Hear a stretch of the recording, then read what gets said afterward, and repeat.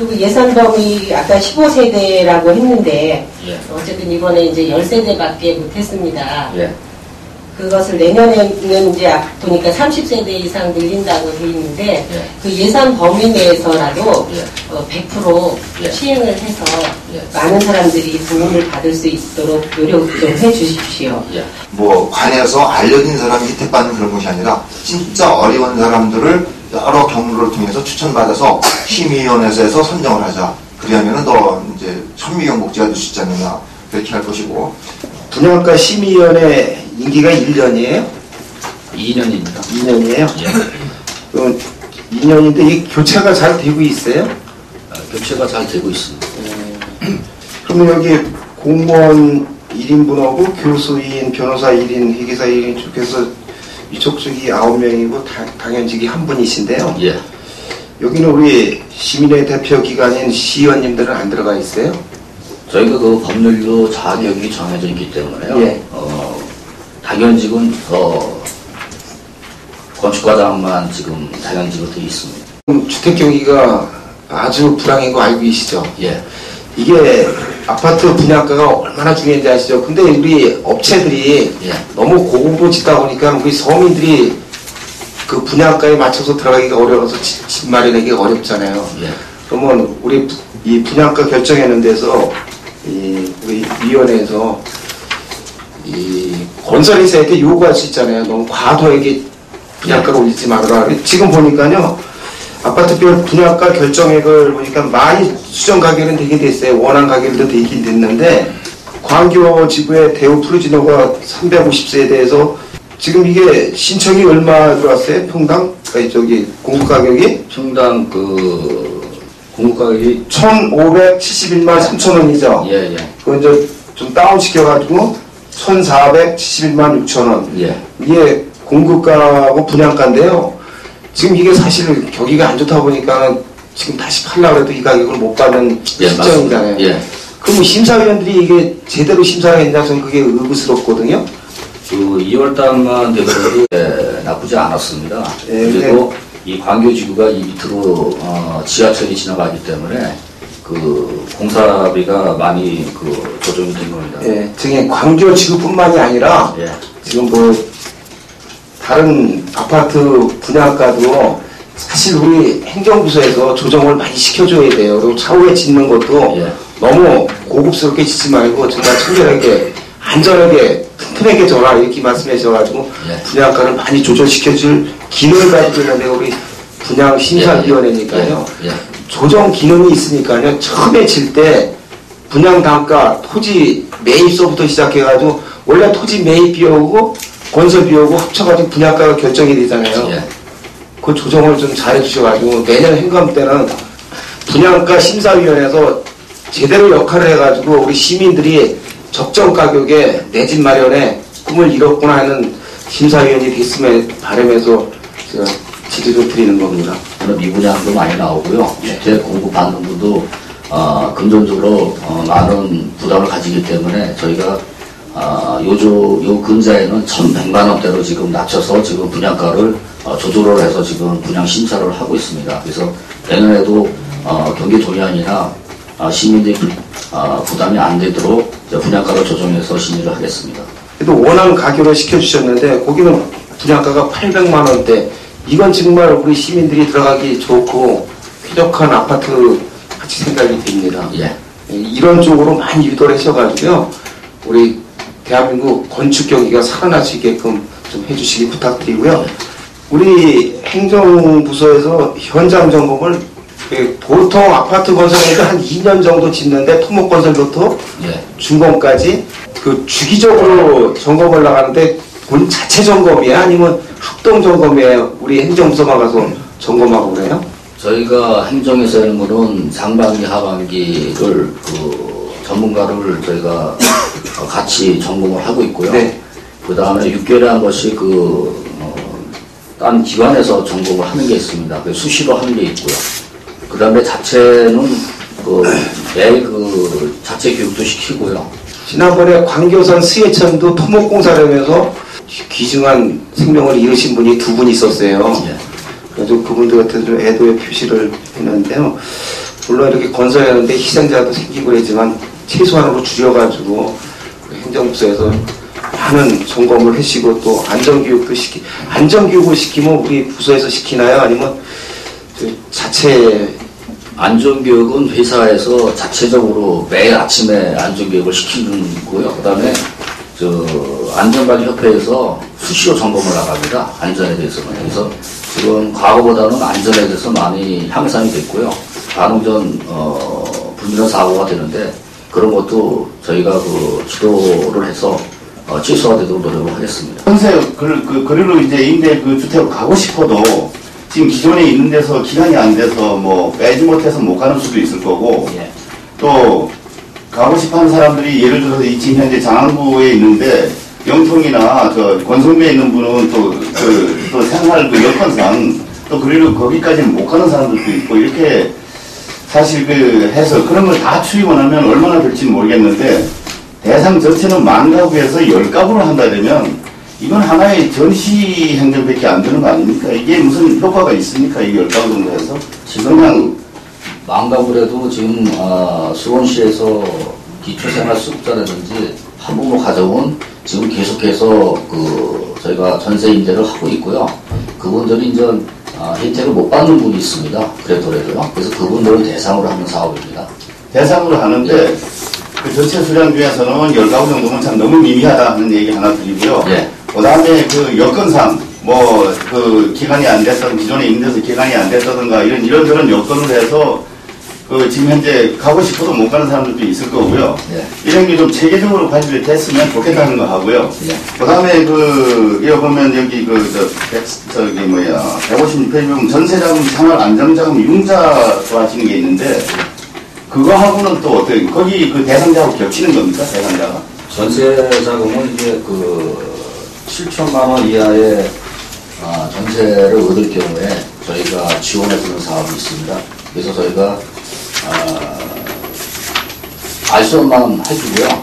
은행에서 전부 다 서류 검토를 해서 지원해주는 사업입니다. 그래서 이거하고는 일치가 될 수도 있지만은 이거하고는 좀 약간 차원이 틀린 겁니다. 알선만 해준다고요? 예. 그러면 구청에서 하는 사업입니다. 구청 건축가에서 하는 거 그게 맨 같은 거예요? 예. 이건 아까 우리 변호사님 정확히 말씀하셨지만은 생존에 문제가 있는 급박한 사람들.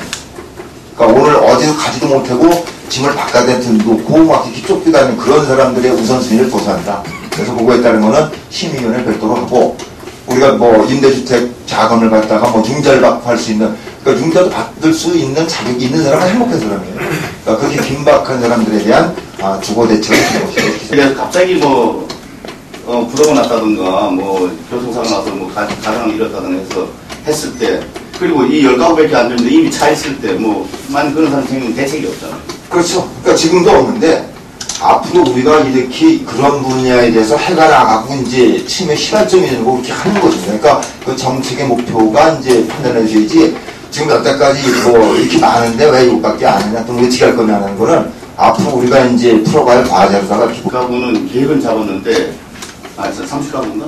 네. 30가구에 30억을 당초에 잡았는데 본 예산은 편성도 안 했으면 이건 또 시행이 불투명한 거 아니에요? 예산이 이제 올해 잡혀있는 게 있습니다. 근데 그 매입 임대를 산다는 게 나와 있는 주택이 없어요. LH에서도 다 예산이 있는 걸 다 속지를 못했어요. 살 때가 이제 없고 해가지고. 그러니까 우리가 그런 걸 한다면 비싸게 부르고 실제는 거래는 안 되는데. 그래서 지금 이제 이걸 매입을 하면서 우리 신변님도 이 과정에서 많이 이제 저희하고 대화가 되셨지만은 LH에서의 아직 물량이 남아있기 수원에 배정된 물량이 있기 때문에 그 예산을 봐가면서 저희가 내년도에 지속적으로 사업할 수 있는가를 한번 타당성을 보겠습니다. 제가 작년에도 이제 성남시 지적이 되고 너무 좀 이렇게 부수시설 같은 건 좀 이렇게 좀 지양을 하고 진짜 입업 건물 위주로 이렇게 해야 되지 않느냐. 또 이게 한 10년 정도 이렇게 아무래도 한국 촬영에 접근 안 되고 있다가 어느 날 갑자기 촬영되면 촬영돼서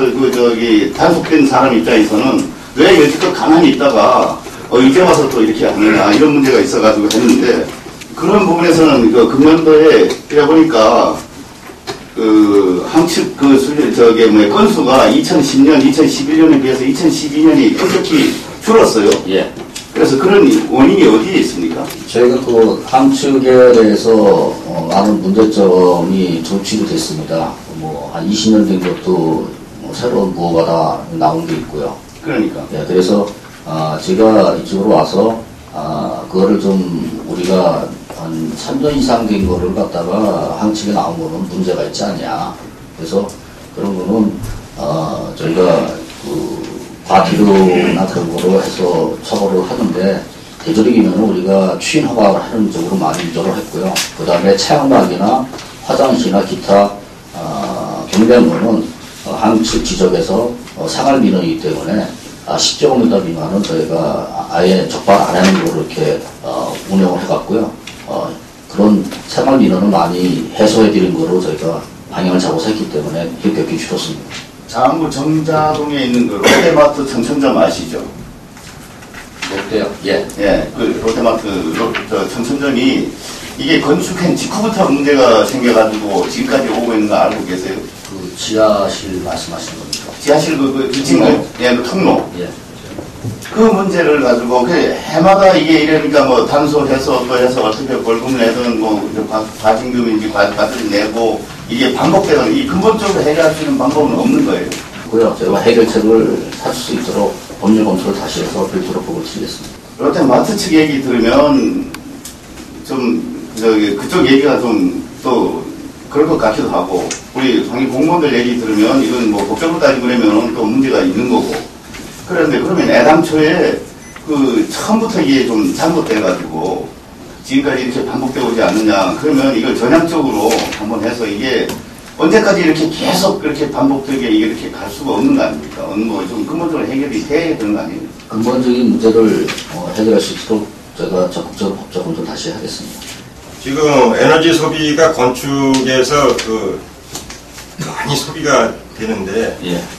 지금 이렇게 보니까 친환경 주택이나 뭐 아파트 이런 부분에서 너무 미미하고 지금 결과물로 다 봤을 때는 좀 너무 미약하지 않나 하는 생각이 들어가지고 지금 수원시에 그 단독주택에 이렇게 친환경 단열주택을 한 데가 있습니까? 단독주택은 지금 저희가 없는 걸로 알고 있습니다. 그러니까 이게 아파트는 그래도 어느 정도 그 층과 층이 이렇게 계속 있기 때문에 예. 단열이 제대로 좀 어느 정도 된다고 보는데 예. 주택 같은 경우에는 단열이 거의 전무하다시피 하거든요. 저희가 단열이 예. 돼 있지만은 예. 그래도 과장님이야 뭐 이런 직원들이 과천의 그 신재생 에너지 그 건축물 예, 갔다 왔습니다. 갔다 오셨죠? 예. 보셨죠? 예, 봤습니다. 예. 아니 거기 봤을 때 예. 그 열 손실이 거의 없다시피 하잖아요. 뭐 제로하우스라 그러면. 예. 예. 제대로 다 된 그 건축 돼가지고 예. 진짜 에너지가 이렇게 밖으로 소비가 안 되고 새 나가지 않게끔 이렇게 지어놨잖아요. 예, 예. 그런데 이제 수원시가 이제 환경도시를 이렇게 이제 했는데 건축에서도 좀 앞으로 진짜 신재생 에너지라든가 예. 단열이라든가 모든 예. 좀 이렇게 그런 시설로다가 해가지고 CO2 매출을 좀 줄일 수 있는 예. 그런 정책이 필요할 것 같아요. 의원님이 지적해 주시는 게 저희도 공감을 하고요. 저희도 녹색 건축 지원제를 지금 제정을 하고 있습니다. 그래서 저희가 15년 된 이상 된 건축물에 대해서는 제가 매칭 펀드로 해서 1,000만 원 정도를 만약에 투입하시면 저희가 1,000만 원 지원해 드려 갖고 일단은 뭐 창호가 제일 에너지가 많이 소비되는 거로 저희가 통계가 나와 있습니다. 그래서 10년 이내에 지은 건물에 대해서는 단열재가 좀 창호 틀립이 많이 강화돼서 지금 잘 에너지 소비를 많이 줄이고 있는데 저희가 볼 적에는 10년 이후에 그 전에 지은 건물에 대해서는 많은 그런 법규 적용이나 그런 게 아직 미흡한 걸로 저희가 잡고 있습니다. 그래서 저희가 15년 이상 된 거는 저희가 3만 가구로 지금 통계로 저희 잡고 있습니다. 그래서 내년에 그런 거를 지원해 주는 거로 저희가 잡아서 시범 사업으로 점차적으로 해갖고 확대해 나가겠습니다. 우리 염태영 시장이 그 추진에는 환경도시를 갖다가 하려면은 주택가에서 많은 노력을 시범적으로 이렇게 해나가고 또 시범 단지도 이렇게 한번 만들어가지고 어느 구역을 갖다가 정해서 그 건축 자체를 갖다가 특히 단독주택 같은 데를 하면은 좀 효과가 좀 클 것 같아요. 올해도 이렇게 민원이 참 많으셨나요? 글쎄요, 올해에서 지금 저희가 정당한 민원이면은 저도 정당하게 처리를 하는데 정당하지 않은 민원이 많기 때문에요. 저희가 애로사항이 좀 많이 있습니다. 입주자들한테 오는 민원이 대다수인 것 같더라고요. 예. 지금 그렇죠. 그래서 이 회의록에 보니까 작년 같은 경우 경기도에서 품질검사 제도를 운영하고 있어서 같이 품질검사를 나갔다라고 이제 회의록에 남아 있는데 증인께서 말씀하신 부분이거든요. 근데 이거를 지금 경기도에도 품질검사 제도가 있는데 이거를 이런 일회씩 하게 되면 민원의 소지는 줄어들지 않을까 하는 생각이 들어요. 저희 서울에는 품질검사 제도가 그 3만 제곱미터 평방미터 이상의 그 건설 공사장에만 그 품질관리 적정성 확인만 할 수 있게끔 돼 있고 그 이하는 우리 수원시에서 투자하는 기관에 대해서만 돼 있어요. 이거를 왜 일반 그 건축물에 대해서 하실 생각을 안 하시는지. 설계에 따로 감리 따르기 때문에 감리가 철저히 감리를 하기 때문에 과거와는 틀리 지금 뭐 질 좋은 건물도 지금 전부가 지금 지어지고 있고요. 그래서 저희가 그 사적 영역으로 지금 되기 때문에 저희가 민원이 생기는 것 외에는 저희가 현장 방문을 못하게 법으로 되어 있습니다. 네. 그래서 저희도 현장 방문을 좀 자제 좀 하고요. 그 다음에 제가 수시로 그 순찰을 하지만은 현장에 들어가서 하는 거는 좀 자제를 하고 그 주변의 자재 적치라든지 현장에 뭐 교통의 흐름을 막는다든지 그런 거에 대해서 저희가 조치를 하고 있습니다. 입주가 안 되는 더 민원이 있습니다. 왜냐면은 입주를 다 해야만이 동파라는 게 없을 수가 있습니다. 네. 근데 아무튼 수원시에서도 이게 품질검사 제도가 이게 1년에 한 번씩 해서 중간에도 그 실효라든가 채취해가지고 그런 방안도 할 수 있고요. 그 다음에 완공 시점에 관련돼서도 그 분양 당시에 그거랑 같이 분양 당시랑 지금 시공된 거랑 준공된 거랑 확인을 할 수도 있는 그런 검수 절차까지 다 되는 걸로 알고 있거든요.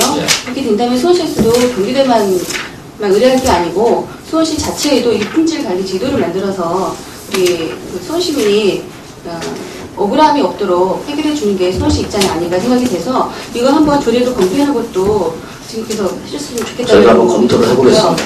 검토하시면 되세요? 네, 그좀 한번 검토하셔서 조례로 발의했으면 좋겠다라는 의견을 내드리고 싶습니다.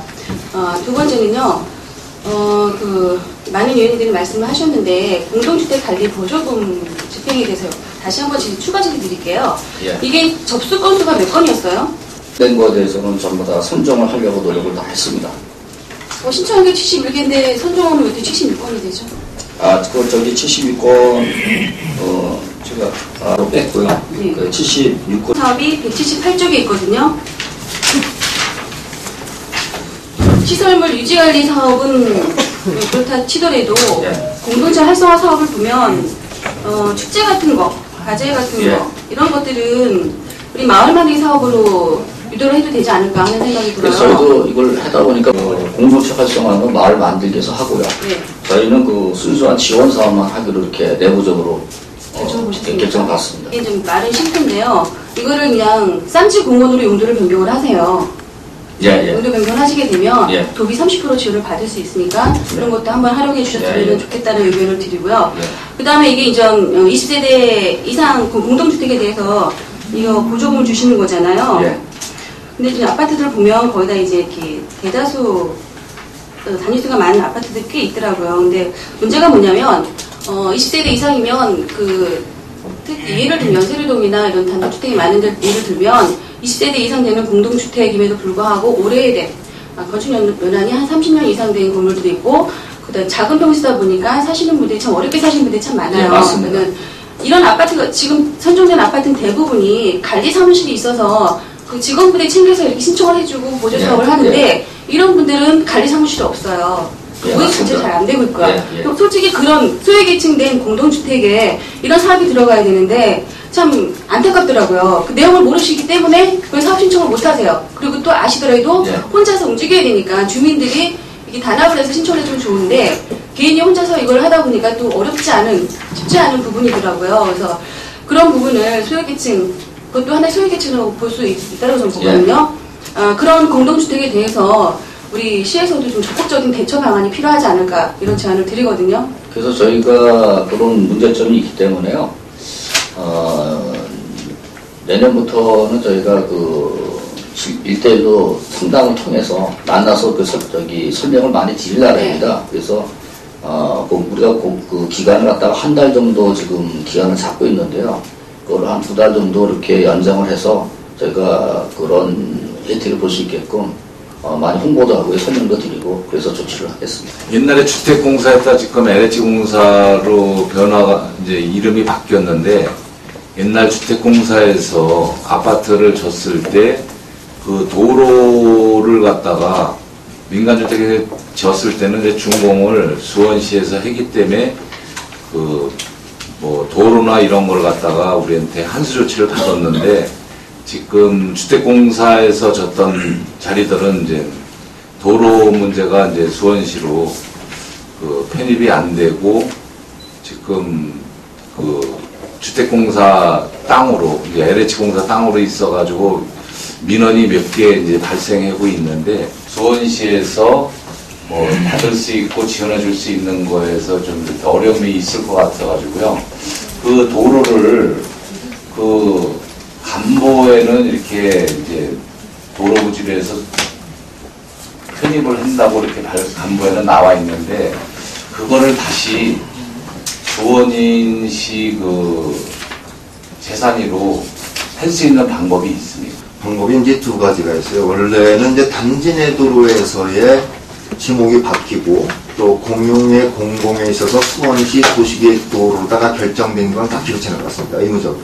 그러니까 지금 이제 말씀하시는 게 아마 우만동 그 2, 3단지 거기에 이제 일부가 있어요. 그래서 민원하고 이제 민원이 났는데 그 일부는 개인으로 돼 있고 단지 경계가 돼 있어가지고 그래서 저희가 사업 기획 들어올 때 보면은 과거에는 도로 중앙을 경계로 해가지고서는 이제 봤는데 아까 같은 경우는 한쪽 도로를 전부 다 한 단지로 이제 분할해져 버린 데가 이제 지구계가 지적 측량상에서 문제가 있는데 이제 그런 경우가 있습니다. 다만 저희가 이제 재건축을 하거나 재개발하거나 또는 지구 단위계획 들어올 때 과거같이 이제 뭐 수행일이 검토를 안 할 때 지금 뭐 의원님 말씀하신 문제가 있는데 제가 지금 우리 도시재생국에서 검토하는 거는 지목이 도로로 돼 있는 거는 일단에 공공용지로 다 봐서 혜택을 줄 수 있도록 그렇게 했습니다. 다만 차등은 있을 거예요. 지목만 도로로 돼 있으면은 소유권이 안 되게 지자치단체 문제가 아니라 중앙정부에서 제도적인 문제점이 있었어요. 과거에 인허가 때는 우리 도시계획과 행정사무감사 때 우리 의원님들 똑같이 이거 질의주셨던 의원인데 언제는 기후체납이라고 그러고 언제는 양혈을 하게끔 돼 있었어요.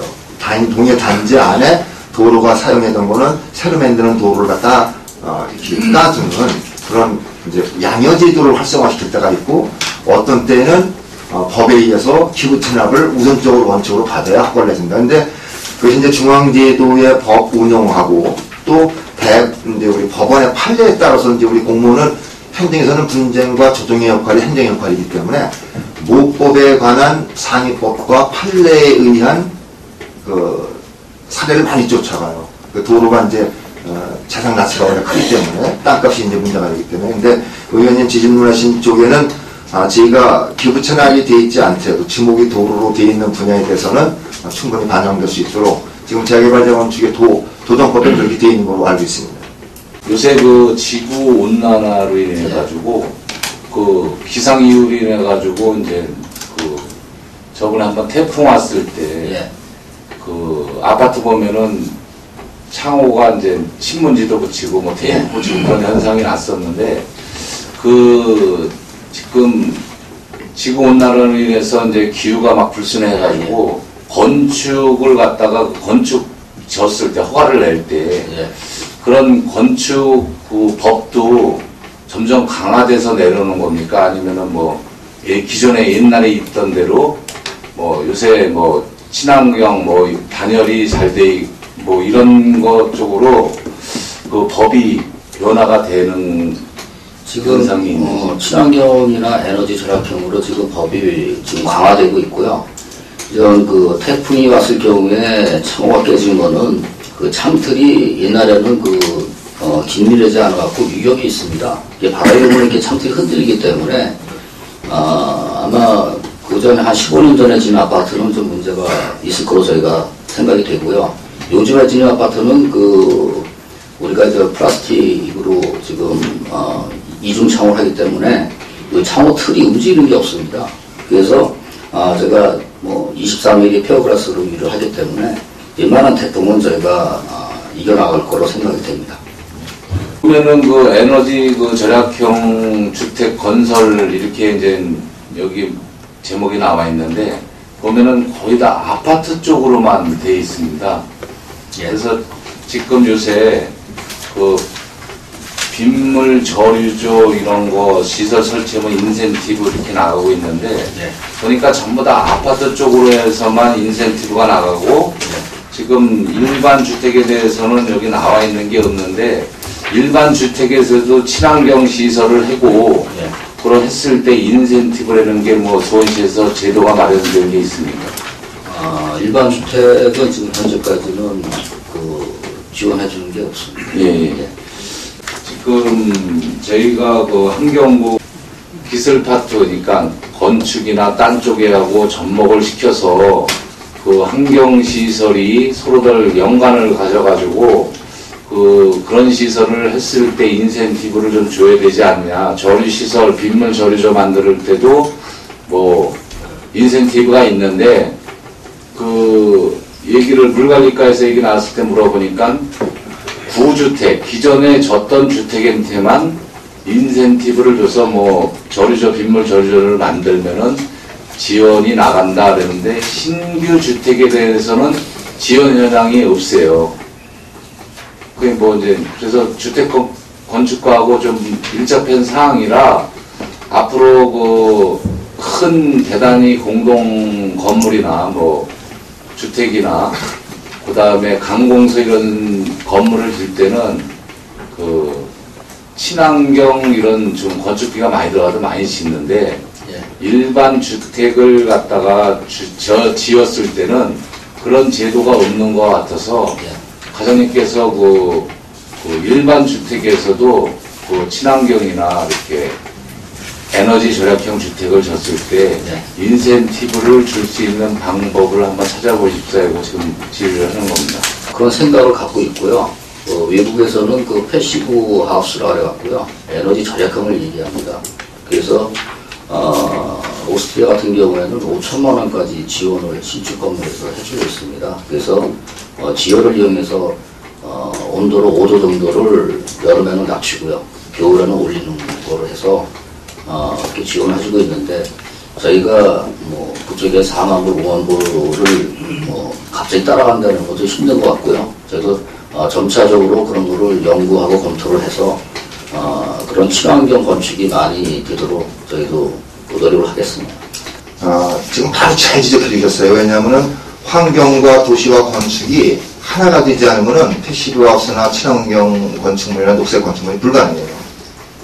왜냐하면은 아까 이영구 의원님 말씀하신 대로 개별동을 갖다 건축한 걸 지원한다는 거는 친환경이 될 수가 없어요. 흉내만 나요. 자재에서 스트로브나 단약 이것만 조금 해서 보이지 그게 불가능하거든요. 그래서 제가 의원님들께도 이제 말씀드린 거는 환경국이나 우리 도시국이나 건축 파트가 같이 되어야 됩니다. 그래서 실질적인 친환경이 되려면 단지화가 되어야 돼요. 건축물 하나 딱 들어놓고 이게 친환경이다. 그건 사실 흉내만 낸 것이 안 됩니다. 그래서 단지화해서 우리가 친환경으로 수원시가 딴다고 차별화시키려면은 아까 얘기한 대로 지열을 이용하거나 태양열을 이용하거나 풍력, 바람을 이용하거나 이 세 개가 대표적인 자연의 에너지거든요. 근데 그렇게 하려면 단지화시키기 전에 개별동 건축하는 거 불가능하지 않느냐. 여기 의원님들께도 이걸 제가 내년에 예산할 때 개별 건축물에 따른 지원 대책보다는 단지화하고 마을 르네상스식으로 지금 재생하는 단지화에 더 적극적으로 한번 제도 예산 요구를 낼 때 좀 지원해 줬으면 하는 그런 마음이에요. 그래야지 실질적인 또 친환경이 되지 않나. 예, 국장님 말씀 주택을 졌을 때 그 단지화 해가지고 주택을 지으려면은 그게 또 굉장히 또 어려운 점이 많기 때문에 그 개별적으로 짓더라도 그런 거에 대해서도 조그만 거라도 좀 한번 우리 주택 건축가나 뭐 환경부하고 접목을 시켜서 그 에너지를 절약하고 또 친환경으로 지을 수 있는 그런 시설에 대해서도 우리 주택 건축가에서 2013년에 좀 연구 좀 해서 또 그 상위법에서 그러니까 우리 그 기초단체하고 중앙정부하고 거기서 그 주택 건축에 대한 법이 만들어져 가지고 지방 기초단체하고 안 맞는 것도 굉장히 많잖아요. 그래서 그 중앙하고 또 별개로 지방자치에서 맞는 또 우리가 또 환경시장에서 환경을 많이 부르짖고 있으니까 우리 주택건축가에서도 2013년도에는 그런 친환경 건물 또 이렇게 인센티브를 줄 수 있는 방법을 찾아주시기 부탁드리기 위해서 이런 질문을 했는데 앞으로 잘 부탁드리겠습니다. 그 주민들을 포함해서 뒤에 계신 우리 팀장님들은 사실은 우리 시민의 재산을 지키는 매우 중요한 임무를 맡고 계시지 않습니까? 그런 측면에서 보면 그 현장 행정을 강화할 필요가 있다고 생각이 들거든요. 최근에 인계동에 뭐 그 하나의 꿈에 그린 이게 사실 오피스텔인데 아파트로 허위 분양 그 홍보를 해가지고 무더그리 시민들이 잘못 알고 주택인 줄 알고 들어갔더니 이제 오피스텔이다 이래가지고 굉장한 그 피해를 본 적이 있는데 이런 여러 가지 상황으로 봤을 때는 이걸 현장이 더 단속하고 또 못하도록 엄중히 우리가 관리할 필요가 있다고 생각이 드는데 이거는 우리가 현장 행정을 강화해야지 저는 가능하다 이렇게 보고 있습니다. 동의하십니까, 선생님? 예, 동의합니다. 그 다음에 이 380페이지 보면 우리가 수업만 해도 지금 주택이 한 2, 3천 세대가 미분양이 됐습니다. 예. 우리가 이 소위 주택정책과에서는 주택에 대한 공급관리도 필요하다고 생각이 드는데 수원시에 주택정책이 있습니까? 지금 뭐 최근에 올해 고시텔 또 도시형 생활주택 등 무더기를 우리가 허가를 해줬어요. 이런 것들이 제대로 분양이 되고 있는지 공실이 얼마나 되는지 이런 거에 대해서 우리가 수요와 공급 관리를 하고 있는지 포괄적인 수원시의 총량에 맞는 주택관리 정책이 있는지에 대해서 좀 묻고 싶지 않을 수 없어요. 예. 주택정책이 있습니까? 저희가 주택 부시하고 같이 이게 병행해서 해야 됩니다. 그래서 택지개발이나 지구단위 계획에 의해서 할 적에 그 주택의 공급수가 결정이 됩니다. 그래서 저희가 지금 미분양을 저희가 11월 30일까지 통계를 찾게 되어 있습니다. 그래서 연말까지 거래가 되면은 그 양도세가 감면되는 사항이 있습니다. 그래서 제가 제출한 자료하고는 좀 약간 차이가 있는데요. 저희가 미분양이 4,103세대로 지금 저희가 일요일날 집계가 했습니다. 그래서 다른 시보다는 저희가 미분양률이 좀 찍고요.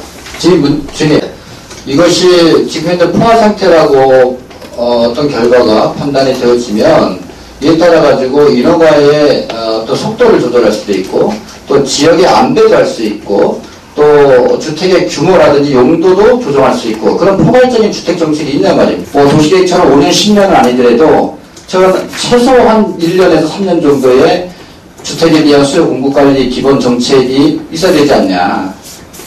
그런 걸 만드는 게 주택 정책까지 인허가는 다 구에서 다 하는데 시청에 있는 주택 정책과가 주택 정책이 뭐가 있냐.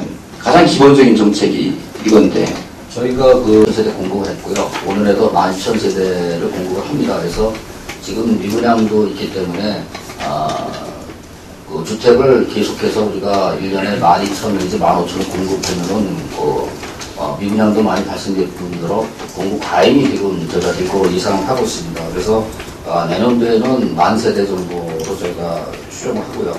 그 다음에 광교하고 지금 호메실 지구가 끝나면은 주택 공급이 아마 급격히 지금 떨어질 거로 예상을 지금 하고 있습니다. 그래서 저희가 1년에 한 8,000 정도는 지속적으로 공급을 해야지만이 이 그 순수한 수원시 인구 증가율을 감당해 나갈 수 있지 않나. 그래서 저희가 2011년까지 17년까지 8,000에서 지금 그 정도 매년 공급을 해야 되고 그렇습니다.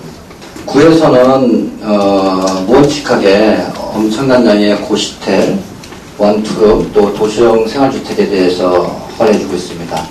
각종 필드 쪼개기 또는 주택수의 규모를 일부 쪼개서 심사 과정이 없는 구에다가 인허가를 받는 경우가 굉장히 많습니다. 그래서 구청 직원들과 긴밀하게 협조를 해줘야 될 것 같고, 분이 이야기했던 것처럼 포괄적인 주택 정책을 해야 된다. 그 속에서는 객관적인 현실이 반영된 수요와 공급관리 계획이 분명히 있어야 된다고 하는 것을 말씀을 드리겠습니다. 세 번째로 여러 의원님들이 지적했지만 아파트의 마을 만들기, 이게 이제 도시의 르네상스라고 하는 이름으로 이루어지는데, 이게 마을 만들기도 있고 또 우리가 공동주택 지원 사업에도 있고 또 아파트 스스로 수송 충당금을 해야 될 부분도 있어요. 이런 부분들에서 중복될 수도 있고, 응당 지역의 아파트가 해야 될 주민의 몫인데 우리 시가 또 할 수도 있는 겁니다. 이건 다 국민의 세금이기 때문에 그런 측면에서 서로 간의 역할 분담과 지원에 대한 원칙을 분명히 해서 중복되지 않도록, 우리 시의 혈세가 낭비되지 않도록 각별히 좀 유념해 주시기 바랍니다. 예, 알겠습니다. 네 번째로 분양가 심사위원회에 보면은 사실 공급자의 입장이 대부분 다 관철될 수밖에 없는 인적 구성으로 되어 있어요. 그렇지 않나요? 저는 수요자, 즉 시민의 관점에서 분양가에 대해서 나름대로 또 판단하고 그런 입장을 대변해 줄 수 있는 사람이 있어야 되는데, 여기 보면은 뭐 시연이 들어갈까 안 들어갈까 부차적입니다만은 적어도 시민의 입장에서 대변해 줄 수 있는 사람이 있어야 되는데 아무도 없어요. 이게 근데 시연일 수도 있고 또는 시의회에서 추천한 어떤 외부 전문가일 수도 있고 또는 시민단체 출신일 수도 있는데, 보면 대체로 다 기업이나 공급자의 입장을 대변할 수밖에 없는 인적 구성이란 말이죠. 그런 측면에서 보면은 분양가가 과연 수요자의 입장, 국민의 입장이 최소한에서 반영이 될 수 있는지 하는 것에 대해서 의문을 가질 수밖에 없습니다. 매년 이 인적 구성에 대한 문제 대화인데 불구하고 이렇게 변하지 않는 특별한 이유는 뭡니까? 저희가 위원이 바뀔 때는 저희가 시민단체에 저희가 의뢰를 해서 그분이 추천한 분을 저희가 지금 받고 있고요. 그 다음에 여성위원도 저희가 추천해서 지금 받고 있습니다. 그래서 그런 거를 갖다 직접적으로는 의사를 반영시키지 못하지만은 간접적으로 저희가 그런 분을 추천을 의뢰해서 지금 위원들을 구성하기 때문에 간접적으로 지금 그거를 반영시키고 있습니다. 이 분양가가 시장 논리로 이루어지는 것이 아니라 사실 정확한 분양 원가가 반영이 돼야 되는 거거든요. 원가 공개가 좀 쉽지가 않습니다. 예, 그런 측면에서 보면은 최소한에 적어도 시민의 입장에서 이런 이야기를 해줘야 되는데 원가 공개도 그냥 안 하지. 이건 시장에서 봐가지고 시장에 활기가 있으면은 분양가가 올라가고 활기가 없으면 분양가가 떨어지고, 이렇게 시장 논리에서 들쭉날쭉하면은 결국 그 피해는 시민이 볼 수밖에 없단 말이죠. 분양 원가를 최소한 볼 수 있게끔 시민의 입장에서 대표자가 들어가야 그걸 가지고 이야기할 수 있는데, 어느 누구도 분양 원가에 대해서 이야기할 수 있겠느냐, 객관적으로. 이런 측면에서 저희들은 만약에 법개정이 가로막고 있다면 우리 주민들이 적극적으로 법개정에 앞장서고 우리랑 같이 협력해서 적어도 시민의 입장을 대변할 수 있는 그런 대표가 들어가야 된다. 이런 측면에서 같이 공동 노력해 줄 것을 좀 당부드리겠는데 가능하겠어요? 그 부장심사위원을 다시 구성해지면은 그런 거를 검토를 해서요 적극적으로 반영시키겠습니다.